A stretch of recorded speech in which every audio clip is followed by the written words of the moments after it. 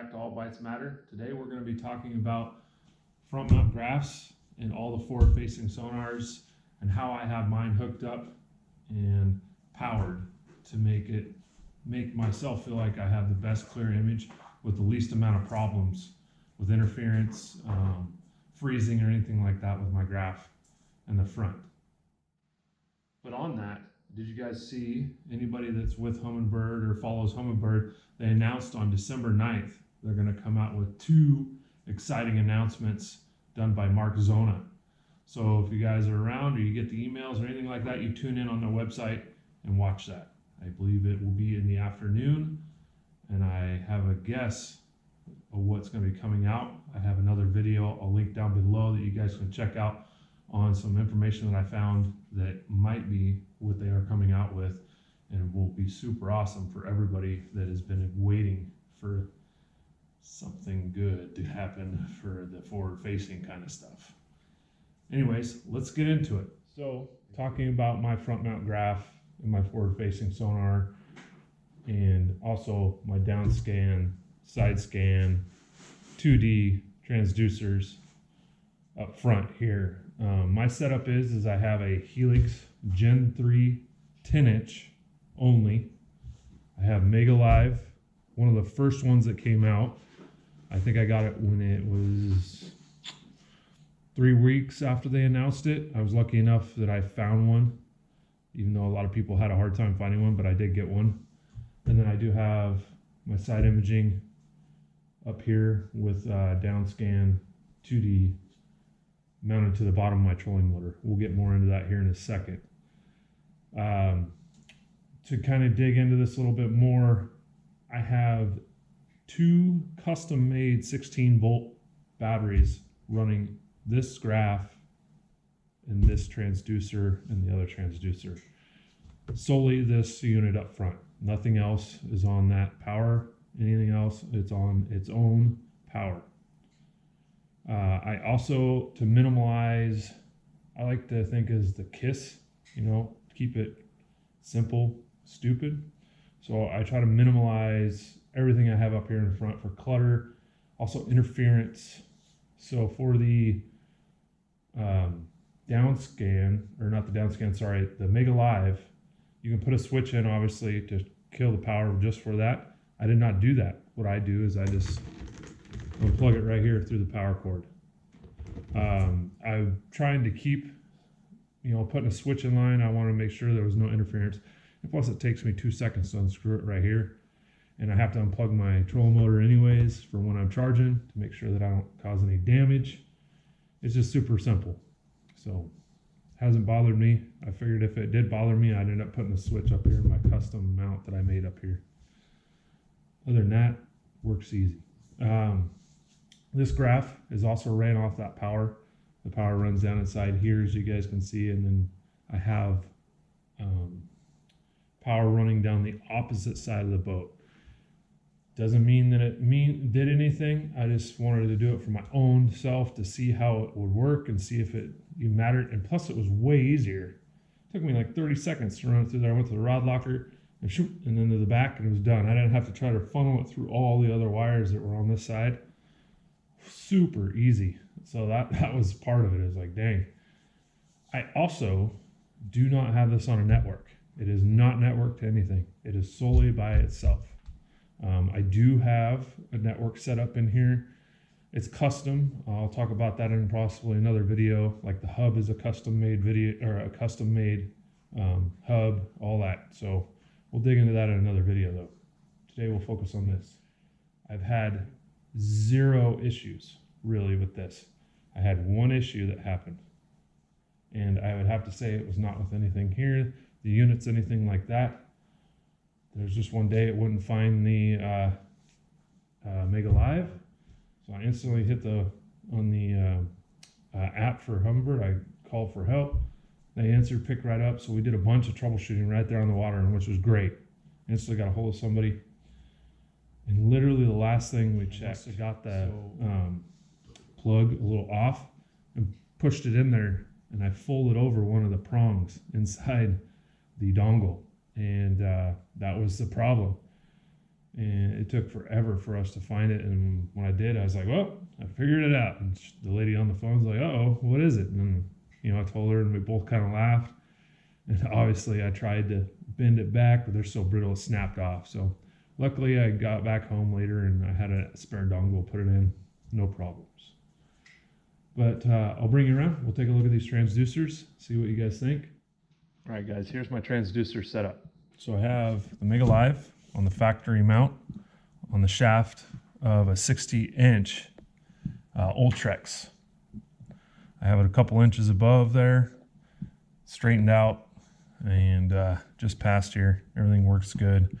I literally have no issues with that. I have no interference with seeing the trolling motor or anything like that. I just move it around when I need to. I opted, and I've always did this because I feel I get better images using the original transducer that came with the unit mounted externally on the trolling motor. So you notice I got it all nicely put on here. I got these all clipped down with zip ties so they don't hang on anything. It's easy to change them if I need to. And I do not use the internal sonar. I just feel that I always get a better image. I have before, and it doesn't seem the same as a lot of people actually say they don't like doing that. So mount it externally. It gets a little beat up. I try to take care of it, but it works well. No issues. Just got to make sure that, like everybody, you watch your cords. I had a friend that literally put on a transducer, brand new unit, first time out, put their trolling motor down, got it pinched in between here and cut it instantly. They didn't even get to use it, and it cut it. And we all it's just zip tied to the shaft here. I didn't use any tape. I don't like using tape a whole lot. I actually have some stuff coming. I'm going to kind of tidy this up some more. I'm pretty anal about my cable management. As you guys can see, I came up with, I have the cable wrap here. I made this custom cover, and I made this so where the cable comes in and out. Looks real clean. Anyway, so that's how I have my transducers. We'll move to the back of the boat and take a look at what I have going on back there for the front setup here. And comment down below what you guys do, if you guys have it any different and you feel that you got better results on how you mounted yours. I'm good and open to any feedback, right? So that we can get better when we're out on the water, because we're all here to help each other usually, unless you're out in a tournament that it's, we're all against each other. Anyways, let's jump to the back of the boat and we'll take a look. Hey everybody, we're at the back of the boat now. I got it open up so we can take a peek in there and see what we got going on. All right, got it kind of busy back here. So if you take a look right here, these are two custom made batteries that I had gotten from a local fella. You're probably looking at those like, what the heck? Those are tiny and kind of different. And the setup that I have back here is odd. So I have a reusable zip tie here. I haven't trimmed it yet because I don't know if I'm going to add another one of these to give me some more amp hours, especially since I have some changes coming to the front there. We'll make another video about that later. But anyways, back to it here. So these are 16 volt lithium ion batteries, custom made. I have them daisy changed to get or wired in series so that they get more amp hours. I have the Humminbird adapter. I know it has I can't think of it right this second, brain fart, but the adapter for interference. I had this on when I had it wired to the main battery. I was getting a lot of interference due to, if you guys didn't know, you can get interference through your charger, right? Since it's hooked to your trolling motor batteries and your starting battery. So I started to I just remove it when I go out for now, so that was still on there. So I just left it on there when I transferred it from my starting battery here to the 16 volt lithium ions.